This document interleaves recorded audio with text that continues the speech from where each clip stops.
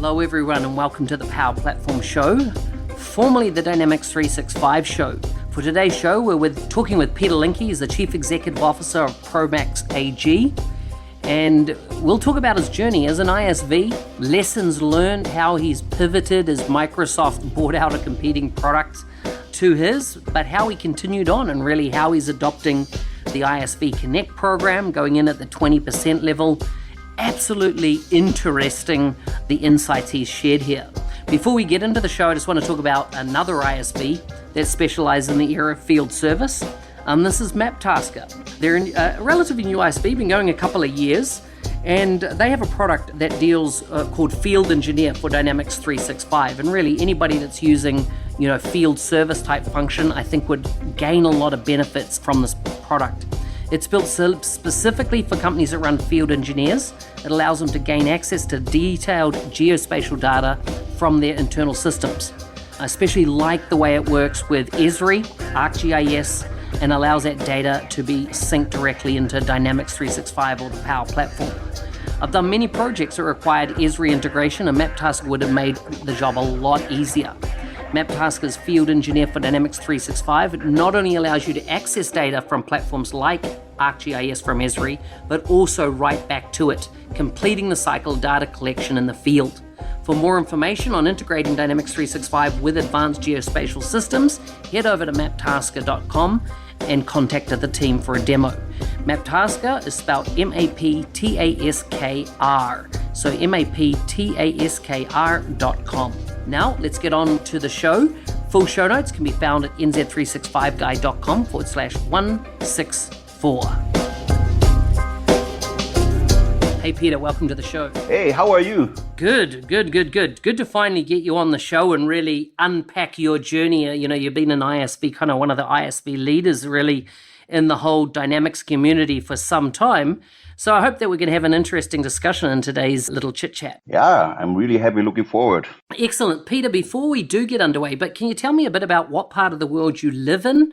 And when you're not kind of working, what does play look like for you? What do you do for relaxation? Yeah, first, I'm living in Germany, in the south of Germany, in a part called Franconia. That's in my hometown is Nuremberg. And what I like to do as my hobbies is, I would say, diving and motorcycling. Wow. Hang on, tell me about your diving. I like a bit of scuba diving myself. Where do you dive? Well, usually I dive in the Red Sea or in the Mediterranean Sea.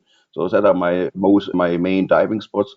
Sometimes I go down to Africa or also to the United Arab Emirates for diving. I never been at the Barrier Reef yet, so I also never have been in Australia or in New Zealand. When we see what comes next. I tell you what, I've dived. My first dive ever was the Great Barrier Reef, and that kind of blew me away. It was just so amazing, and it was kind of called like a tourist dive. And then I did my open water dive ticket in a place called the Poor Knights in New Zealand, and it's just a phenomenal experience. I really enjoyed it. I will have a look, really. I plan to go to Australia with my family in the near future. And so my son already was there over a backpack or a work and travel experience over, I think, 6 to 8 months in New Zealand. So he saw your whole country and all your island. He was very amazed. Wow, so good. No, you should definitely come down to this part of the world and take a look around. But, I've only just moved back to New Zealand after 7 years of being away. And my last, 2 years have been, or 2.5 years have been in Europe. And I tell you, I just love the diversity, and there's so many different countries to go to and visit in Europe. So I can see why you don't necessarily have to travel far from your home. That's right. Yeah, we have a lot of great spots in Europe.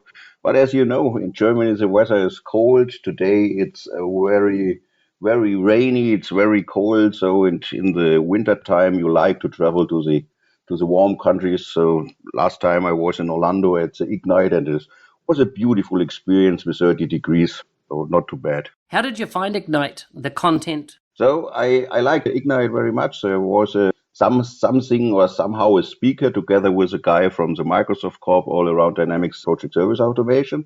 So I was invited there. I only stood 2 days at the conference. It's amazing. It's so big and there's so much of information and possibility to learn more there. It's a really great chance for you, and especially as well because I was there with some of my employees. So it was also a great success and a great, they took out a huge benefits out of the conference. Excellent, excellent. So tell us about your company. What is it? How did it, come about? And tell me a bit about the journey you've been on. Yeah, first of all, the history of my company starts during my studies. So I made two guys there and we become friends and we made a decision to found our own company after university. And so we decided to go to system integrators, to different system integrators in Germany and to learn the business.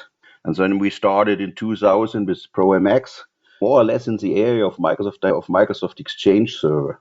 So in Microsoft Okay, wow. Exchange Server, not because you want to do some infrastructure things and migrate from Exchange 5.5 to Exchange 2000 and Windows 2000. No, we did it because there was a possibility to add on development on top of the Exchange. And so we created on the workflow thing a lot of amazing workflows all around room reservation stuff, people reservation stuff, and so on. And that was the beginning of ProMX. So we started as I would say, individual software development company. And so that was in 2000. Tell me a bit about what your product lineup that you have now. Of course, 2003 was a year where Microsoft gave birth to, today you say Microsoft Dynamics. In earlier times, it was Microsoft CRM. And this was a real milestone for us because we saw that there are possibilities not only to be a system integrator of a CRM system, so being a consultant in this area. And that was pretty nice because it was a complete new product and you get visibility from Microsoft in this moment. But on the other hand side, there's a lot of possibilities to extend Microsoft CRM also to this in this time in a pretty easy way. And so becomes for us a platform for the XRM idea. And with the XRM idea, our ISV journey started. So were you operating at that point as a system integrator? So you were actually taking, MSCRM, using it as a application development platform with XRM, and then just doing, software builds for customers based on their requirements? Or did you start out with the intention of building additional functionality directly on the platform? We did it both. So for us, system integration was a necessity and is ongoing a necessity because it pays our bills and gives us the money for investment in this area. So for being an ISV, we started to use the XRM system exactly for the area where Microsoft later comes out with PSA. So we had our own project service and resource management application on top. So this time there were three, I would say, competitors with us, three competitors in the market delivering their own PSA. So we realized that this could be the vehicle to transport and to create products. The first product we had in that area was not related to CRM. It was related to SharePoint this time, to the early version of team services.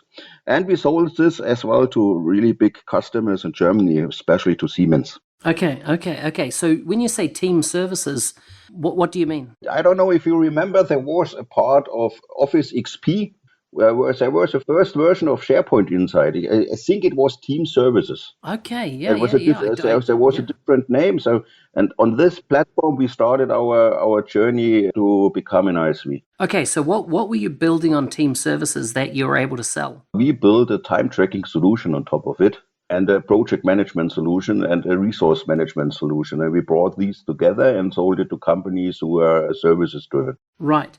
So there's a global, definitely I was brought up with this, in New Zealand that, if something is German made, it's always like the best. It's the best engineering. It's the most articulate in the way it's thought out.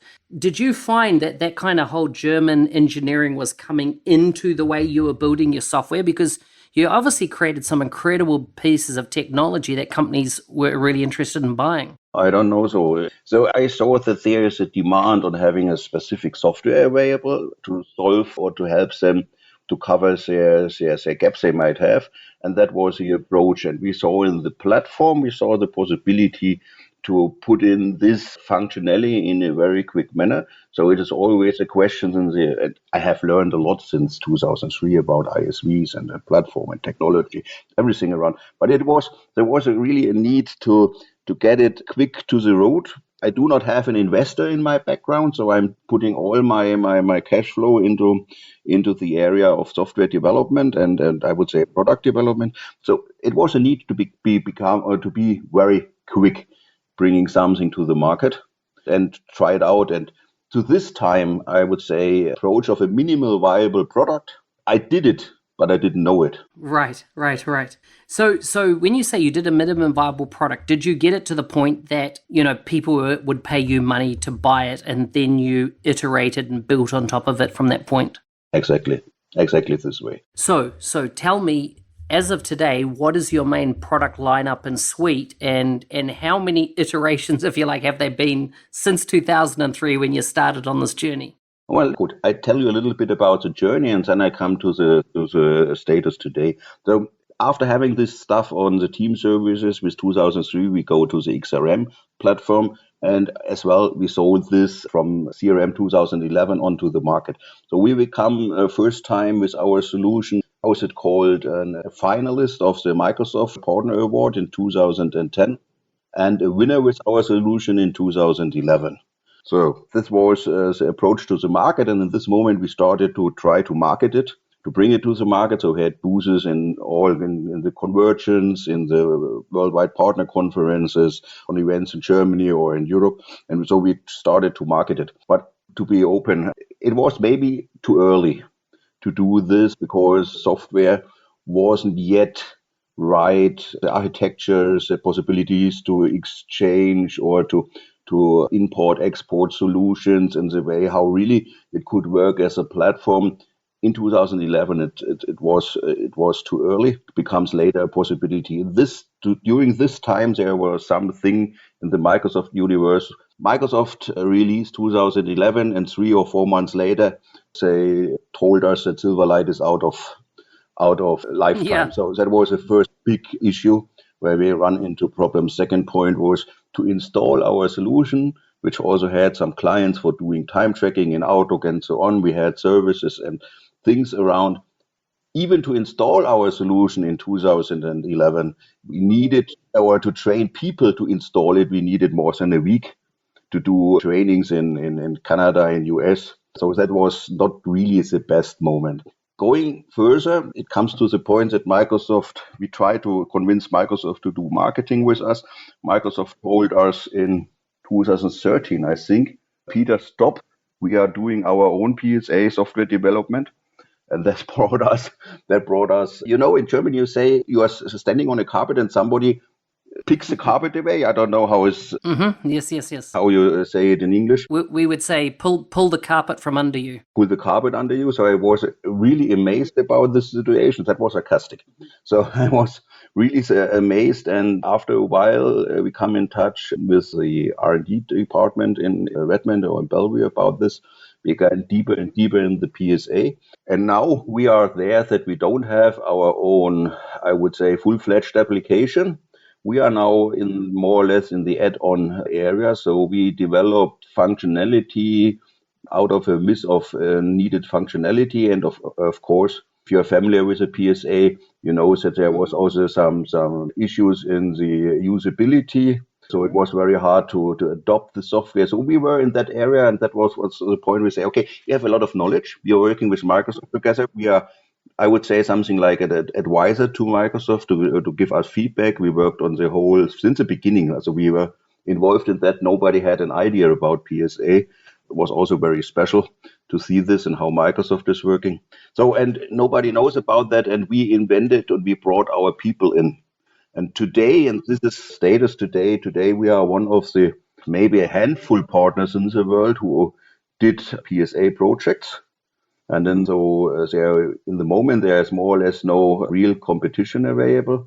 And we were really, really successful. So in the last, I would say since August, we won alone 8 projects in that area. And that is as well related to our own ISV. So we have add-on products, as I told you. We are an ISV embed in this area, and we are since October in the ISV Connect program. Okay. So tell me, so just so I can understand this, are you pretty much a PSA implementer that has also created a range of add-ons to PSA? So would that be right? My goal and my strategy is to be an ISV and to sell to the market and to sell to everybody who has the ability, and maybe already with customer engagement is gone, the plan for the licenses, but I see a huge possibility to sell the product. I'm in the ISV Connect program, so I don't think something like 6 million euros revenue on my IP to be member of the ISV Connect program Oh, so you're talking about the 20% tier? You're talking about the exactly. 20%? Yeah, excellent. Exactly. And now I see as well the real possibility with all Microsoft is doing in that area. I see a real possibility to be really successful with the ISV product. Up to date, I think in the last 2 years, we covered about out of our revenue, I would say 30% is coming from the IP. And I want to go there that there's a switch. I want to go really in the area only to deliver and only working on the ISV solution to bring more industry solutions, also to go more vertical, over more verticals with the solution, and to sell this over our own partner network. So the Project Service Alliance we founded in the end of last year. Okay, this is very interesting stuff. Now, what interests me there is that you've opted to go for the 20%. You're focused on that because the ISV Connect program has a 10% tier level and then the 20% tier. A lot of ISVs out there feel that they didn't want to get involved with that. And why have you embraced it like you have? Yeah, first of all, if I give my partner resellers 15 or 20%, it's the same as I give it to Microsoft. That is first. So for me, to scale in the market is the same. So second, Microsoft is putting their Microsoft sellers into. They bring thousands of Microsoft sellers into to sell your co-sell prioritized solution, and we are co-sell prioritized in the moment with 4 different solutions. So they bring in their sellers, and this is something which paid off already. Wow. Okay. Tell me about the payoff you've seen, because this is a good news story that a lot of people are not hearing yet. So first of all, there's a lot of demand on the PSA. There's a momentum, and I think I'm not 100% sure why there are only some integrators who are doing this. But the Microsoft sellers now knows that we do have IP in the PSA area, so they have a lookup in their own episodes. So there's a different view they see, and that is for them a possibility to earn money. So the sellers at Microsoft get paid of the 20% you are paying for your solution, and then you have a huge sales force on the market that must lead, and this already do, to a lot of leads where we sell our solution to customers. And then, of course, we are a software integrator in the moment. There are not so much integrators in the PSA area available yet. We are also doing projects, or we really support partners, for example, in Mexico, in Portugal, in the UK. And we're also talking and in France, and we are talking to a partner. So we come back to Australia. We are talking with a partner in Australia where we want to work with. So we help them. We train the people. We're doing the first steps. We rent them our references we did in the market with huge companies worldwide doing the PSA stuff. So this is really paid off already. It started to pay off. So we have already revenue because of this. Excellent. You mentioned there are 4 solutions that you've built. Can you kind of just break down? I'm not familiar with them. What are the 4 solutions? There are 3 solutions, have more or less a look to, but we have 3 solutions which extend the functionality of PSA in the area of time tracking, approval management, of multi-customer, multi-project Gantt tool, as well one solution for the area of invoice management and invoice creation. So that are the 3 or 4 solutions in the PSA area. We do have solution we call it Pro Storage Saver. So there are also some competitor products for that is also on the market. And other one I can't remember in the moment. Okay, so that's very cool. Is part of your, and it sounds like it is part of your model selling through other SIs around the world? Yes, that is what we want to achieve. So ProMix is part of an enterprise. So what enterprise company with 500 employees, ProMix itself, 50% or a little bit less than 50% of the shares is on my side. The rest is on the side of the enterprise. And we are in ProMX, I would say, approximately 65 guys, technical guys in the dynamics area. So with 65 guys in a worldwide market, and it is now a worldwide market because of app stores. We get a lot of leads all over the world every day. And it is a worldwide, you are only able to cover this in the ways that you have people who are able to implement it and as well to know language skills are necessary. So with English you can do a lot, but if you go to Mexico, you will lost. Yeah, there you have the need to use Spanish, or you go to Portugal for Portuguese, or for Brazil as well, and Brazil. So you know, without partners, it's not possible. Yes, yes. Okay, so this is very interesting. So when you started to sell internationally, there's a couple of things I want to understand. How did you handle? How did you handle one, supporting your product in foreign time zones, and then also transacting from a currency perspective? Did you sell the licenses directly from yourself, or did you sell them via partner, and therefore that would have been handled? And then how did you handle training of your partners in remote locations? Yeah, also selling is the way how it is needed. So normally we do our invoice always in euro worldwide. There's only a need to do this in dollar in US, but Yes, yes. in the rest of the world we are selling our products in euro, and so we sell it direct or indirect. This depends how the customer is approaching us, but this is also it depends on if they also want to get the Dynamics licenses on top. So if this is an ISV bundle, like in the ISV embed area, then the contract is directly with us, and we do direct three persons contracting, so partner, customer, and us.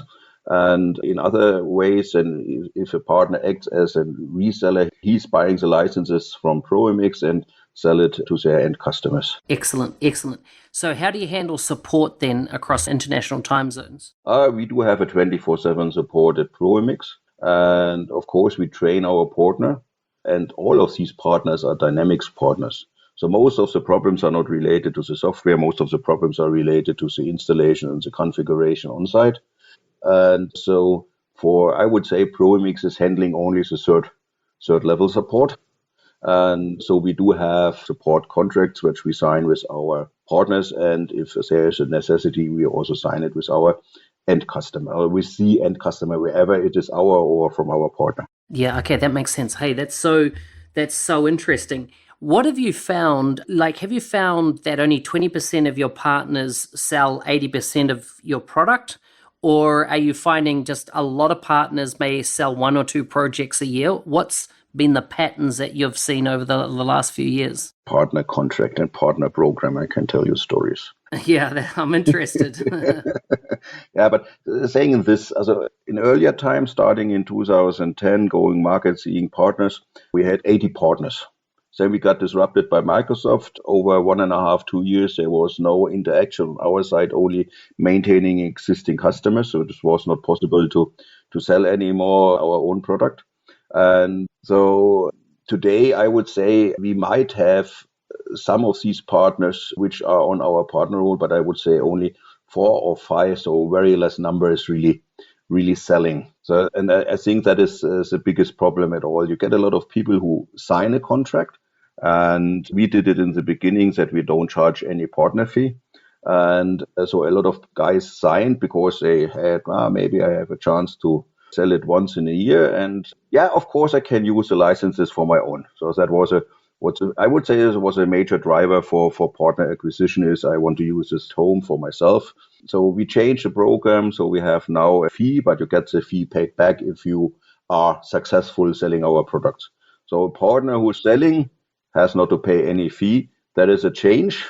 And so in the moment, and a lot of partners don't want to pay money. They want to be, let us have a look and look for the first contract. And I can't understand this because negotiating a contract and not living a contract is a waste of money, a waste Correct. of time, a waste of money and time. So we now have partners, and all these partners, I would say, if they haven't already done business, they are nearly or they are on the way to close their first projects. Right. And so what's the most furthest project that you've sold away from Germany? geographically? Also the biggest project what we are driving in this area with our own software is also our own customer, and it is also a very, very well-known worldwide acting Microsoft partner. So we are talking about Software One. Excellent. Okay, okay. And what about location? What's the furthest location out of Germany you've sold to? New Zealand? Have you sold any in New Zealand? That I really don't know, but I think with about 70 to 80 subsidiaries and locations in the world with Software One, I could imagine if you have a Software One office in New Zealand, Yeah. then they are using our software. Excellent. Interesting. Okay, so that's really cool. So talk to me about marketing. Where is the right place to spend your marketing dollar? You have the choices of going to Microsoft conferences. You've got industry events that you might attend. There's, some say you should spend on social media, some on Google AdWords, some on, your website, brochures. Where have you found the most effective way to spend your marketing dollar?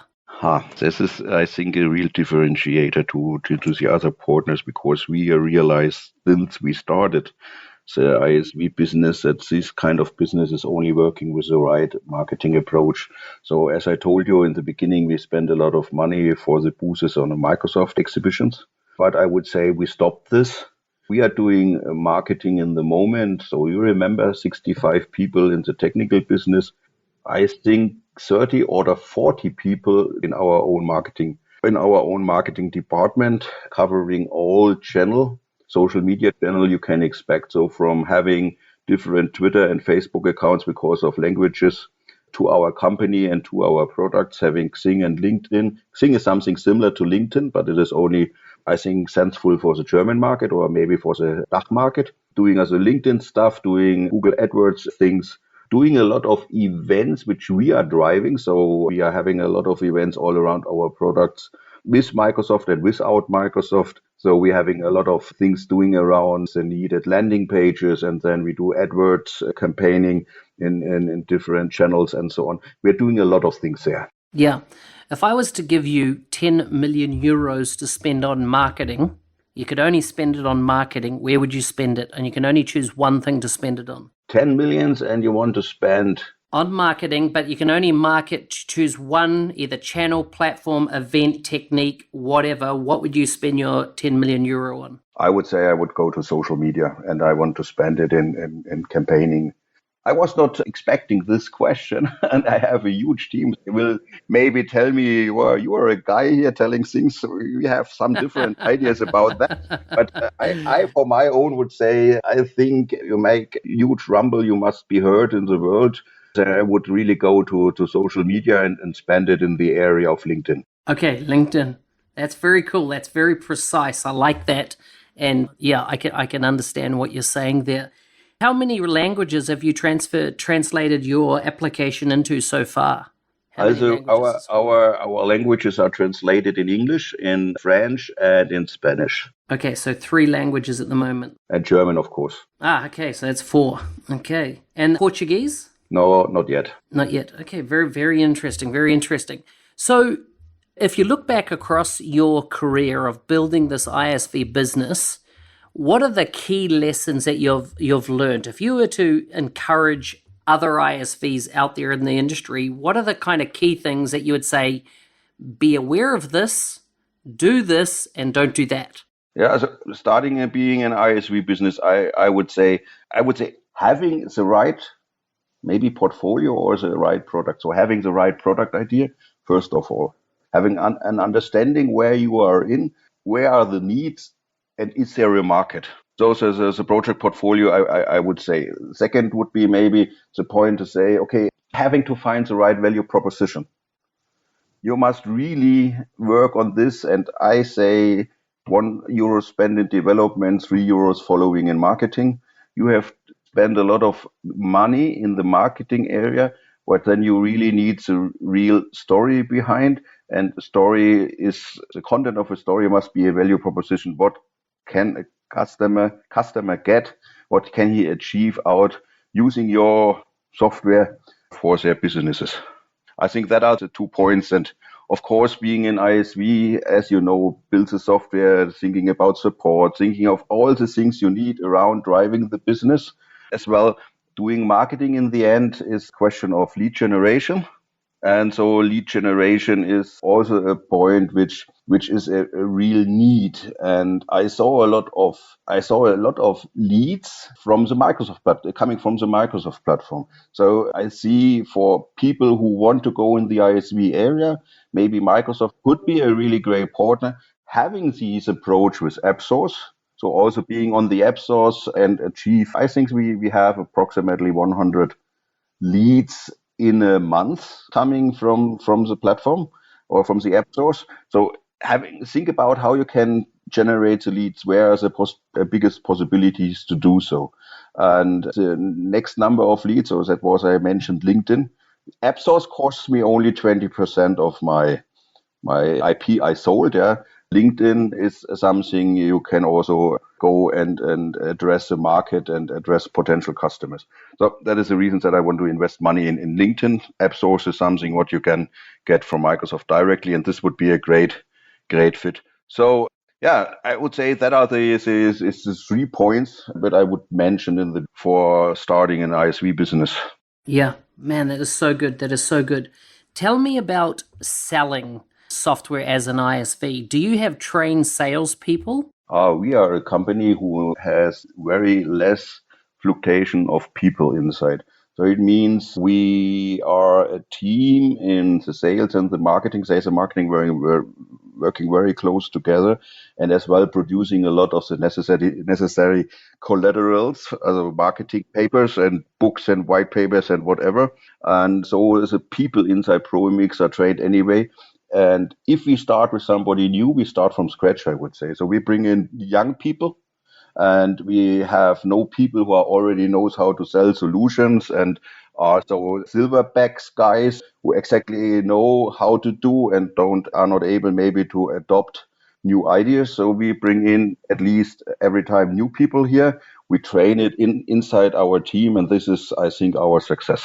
Okay, that's very good. And yeah, I have a lot of synergies with the way you're thinking there. Tell me what happens. Let's say you get a lead from AppSource, and let's say this is a fictitious lead and it's going to end up closing. What is the steps that you take from taking that lead where you might just have the person's name and email address? How do you get it from there to a closed sale and implemented in their business? Yeah, we try to support them if there's really a chance to get in contact. And a lot of these people want to be anonymous to the point that they made maybe a decision or they have a collection of possible vendors or suppliers. So they get anonymous. So if you have a chance to contact them, we try to follow them up in a personal way. In the past, we had done a lot of things all around marketing campaign and workflows and sending out emails every day and every day and every day. I think this is something which everybody is doing, and that would really annoy the people. And of course, if somebody is clicking, and in the beginning of AppSource, you simply clicked on a button and you received an email, but you were never ever even able to install the solution because you are a business guy and not a technical guy who is able to install a solution to the system. So this gone to the bin. Today, there is a bigger possibility to work on AppSource with this test drive functionality.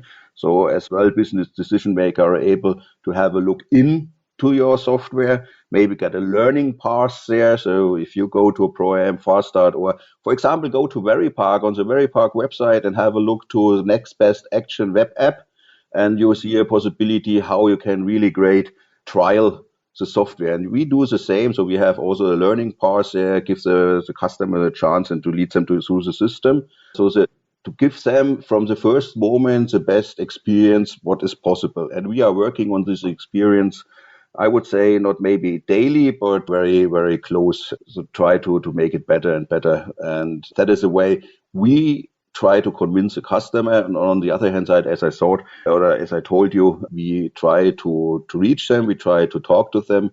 But I would say maybe 20% of the, 20 of the 80 of the 100 leads per month, 20% of them are people where we can address, where we come to a communication, and there we do have a chance really to do and to follow up and to go deeper in the software. And this is then in the moment mainly this leads with most success.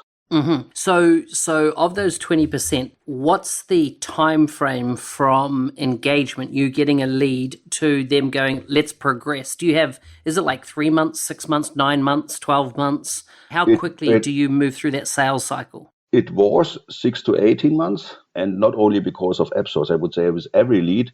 So we have really a chance in the moment. I think the quickest deals we did are 4 weeks. Wow. Okay. So you're saying things have improved with AppSource? Yeah, AppSource got better and better. And I think that was also a need. So they understood, they invested a lot of money, and now they come out with these commercial AppSource platform and ideas all around. So they really want to build on top of AppSource their selling portals, their portal for their ISVs, and as well, are you in the Microsoft, you know about OCP catalog and these things. Everything of that is moved to AppSource one, and there's no need to have double work to input data for your solution. So you have a central application, a central commercial application to do, and that is the right way I think Microsoft is doing. Excellent. So let's talk about co-sell for a moment. And in AppSource, right, you have the ability to put the co-sell content so that Microsoft sellers can learn about your product and therefore sell it. Are you seeing successes with your co-sell content and the various Microsoft sellers? So I don't see this. I think it is success because I told you that we are getting a lot of leads coming from Microsoft with direct contact.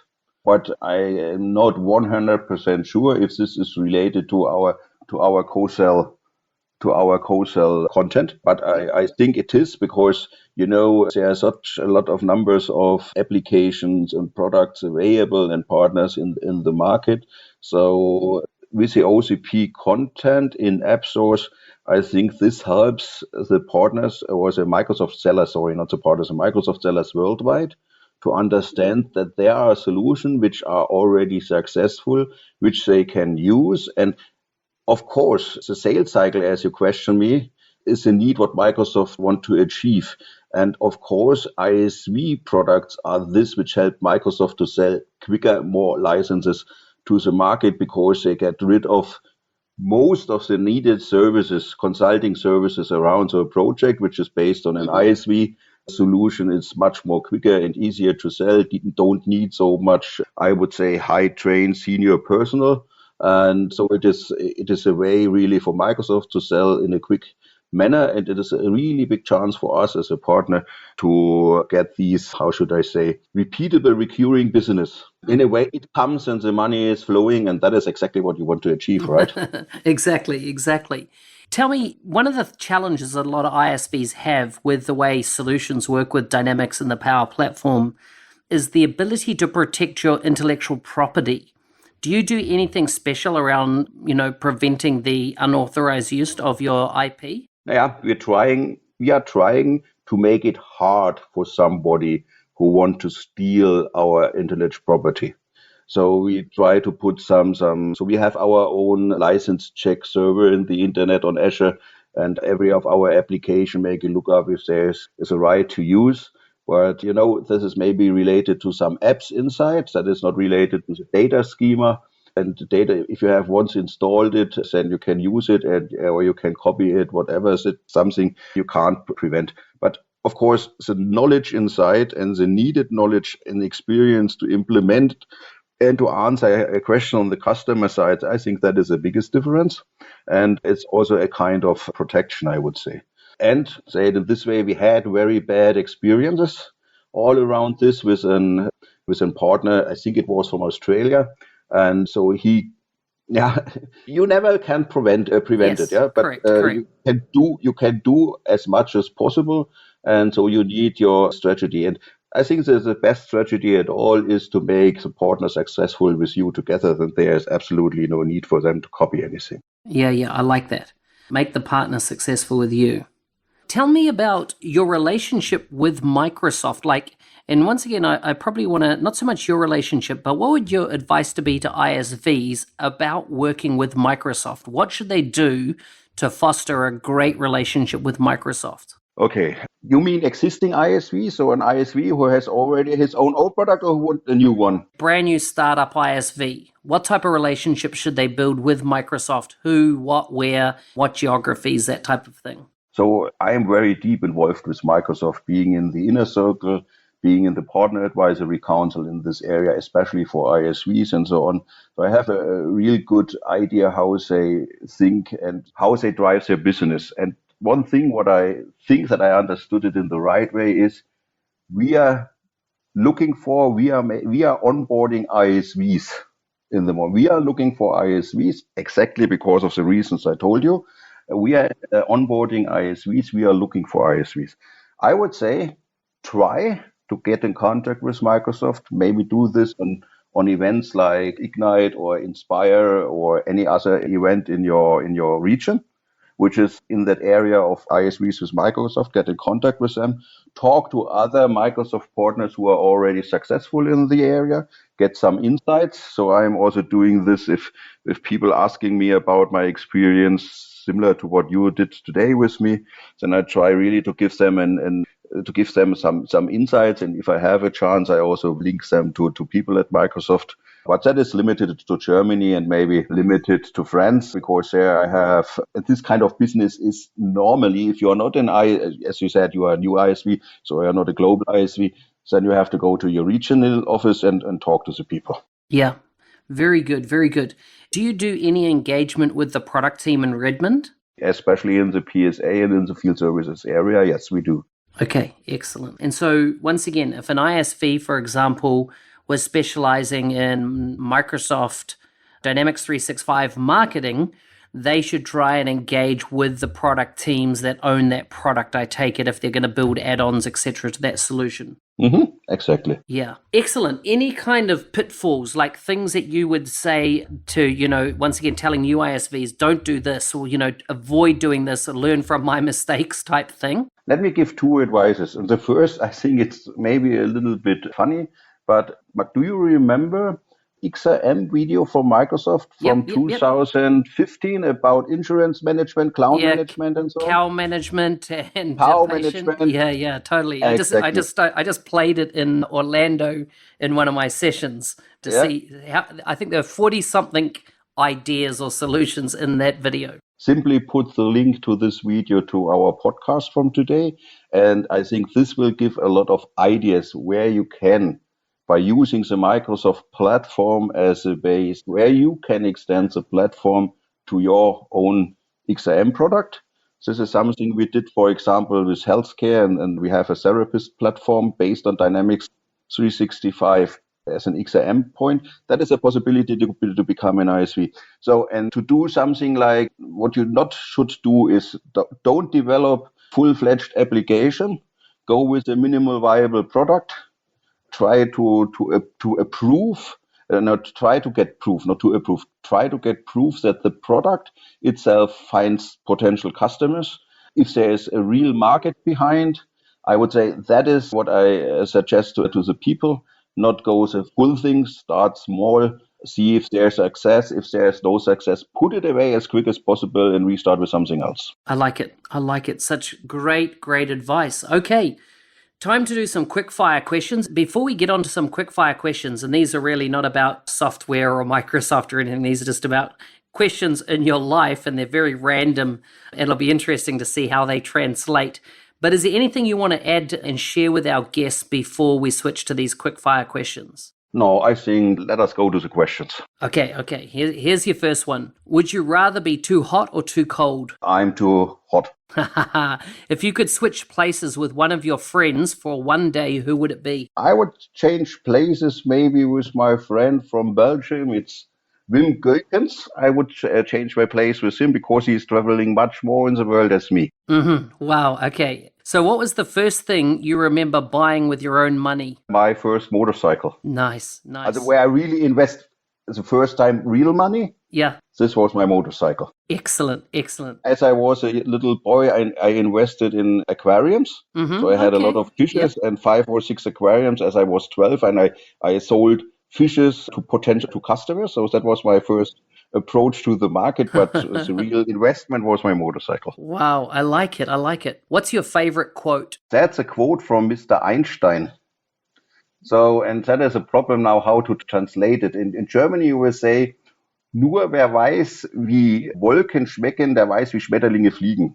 So it's very hard to translate. I would say it's a cloud quote, saying you have to know exactly where you're in and how you're in to really be successful in this area. Awesome. I can give you the quote later on after our talk. So cut it out. Yes. And you can get the quote exactly if you like. No, I'm gonna leave it in German because then all our German listeners will feel like you've spoken directly to them. So I like that. I like that. What chance encounter changed your life forever? What my life changed forever was the moment where I married my wife. Excellent. What should I answer? That's the best answer if she's going to be listening to this. We will see. I like it. What's the worst job you've ever had? The worst job what I ever had was working as a student in a kitchen of a furniture company. Mm-hmm. How come? I have to wash a lot of dish. And that was a very hard time. Is there anyone that you would recommend as a guest for a future podcast, particularly somebody else maybe working in the ISV space with Microsoft? Yeah, that is a guy I mentioned already. It's Wim Geukens from Verypark. He founded Verypark in Western Europe and is pretty much successful. Before he had his own company called, maybe you know, Traviata. That was an insurance solution. Also in the early beginning of Dynamics. So he was very successful, and I could imagine that he has a lot of insights for you. Excellent. I'll ask that you do an introduction to him on LinkedIn maybe, and it'll be great to get him on the show and hear his story. Peter, it's been so good to have you on the show. I have learned so much from you. I really enjoyed it. Before we go, if people want to connect with you, where's the best place that they can find your website or connect with you online? Also, first of all, you find Peter Linke in LinkedIn. Also, as you pronounce it in German, you would say Peter Linke. In English, it's Peter Linke, or in Americans, they say a E. I dislike it, but they say a E. And you can go to promx.net website.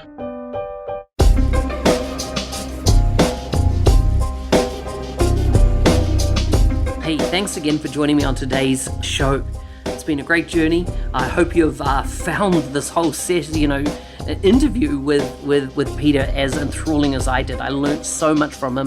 Remember, full show notes for this episode can be found at nz365guy.com/164. I'm your host, Business Applications MVP Mark Smith, otherwise known as the NZ365 Guy.